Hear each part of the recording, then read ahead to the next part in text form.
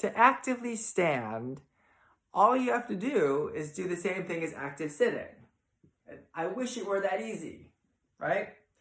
But we are actually going to use the same position of our pelvis, our trunk here, our torso, and our neck and head, okay? Because that, you're right, does not change.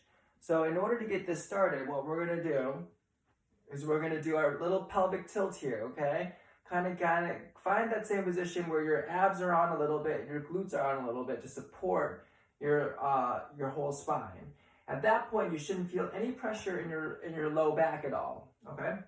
And then you're going to keep your chest nice and tall here. Have your shoulder blades squeezing back here just a little bit, right about that 30% contraction to support the weight of your neck and your head, okay? And so none of this up here changes, all right?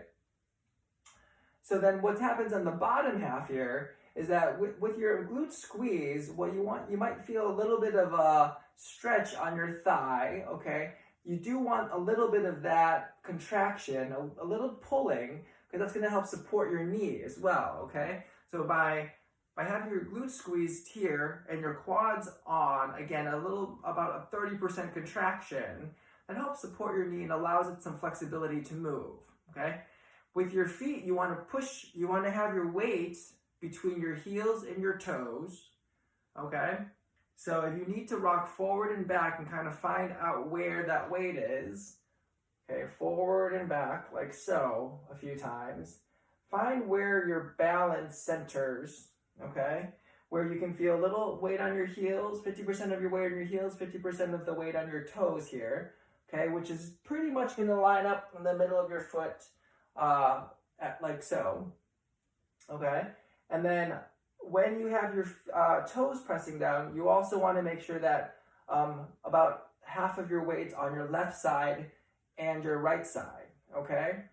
Because if you're standing and you're leaning to one side and you don't even feel like you're using weight on the right, well, odds are you're not. So you need to rebalance that, find that middle, let things kind of settle through your feet, okay? So you feel grounded on the floor, okay? So to review, we're not changing anything from the upper body, so all of that's the same as sitting, okay?